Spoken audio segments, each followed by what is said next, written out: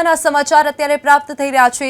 સોમનાથને મહાનગરપાલિકા જાહેર કરવા કોંગ્રેસ એમએલએની માંગ ઉઠી છે। કોંગ્રેસ એમએલએ વિમલ ચુડાસમાએ મુખ્યમંત્રીને પત્ર લખ્યો છે।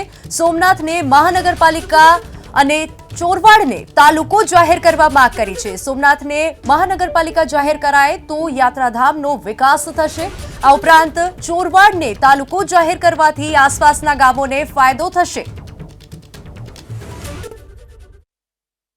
મેં એક પત્ર ગુજરાત રાજ્યના મુખ્યમંત્રી શ્રી ભૂપેન્દ્રભાઈ પટેલને લખેલો છે। એ પત્રમાં અમારી વર્ષો જૂની માંગણી છે કે જૂનાગઢ જિલ્લાનું માળિયાહાટીના તાલુકો આવેલો છે, એમાં એકમાત્ર નગરપાલિકા છે એ ચોરવાડ નગરપાલિકા છે। ત્યાં અંદાજિત 20,000ની ઉપર મતદાન છે અને 50,000 જેટલી વસ્તી ધરાવે છે।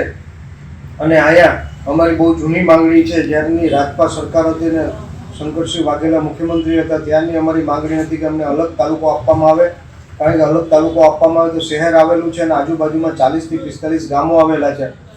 જો ચોરવાડ શહેરને તાલુકો આપવામાં આવે તો તેનાથી ચોરવાડ શહેરની આટલી મોટી 50,000 વસ્તી ધરાવે છે અને આજુબાજુના 35થી 40 ગામડાને તેને ફાયદો થઈ શકે। એટલે વહેલી તકે અમારી અને તમામ આજુબાજુના ગામડા અને ચોરવાડ શહેરની માંગણી છે કે ચોરવાડ શહેરને તાલુકો બનાવવામાં આવે।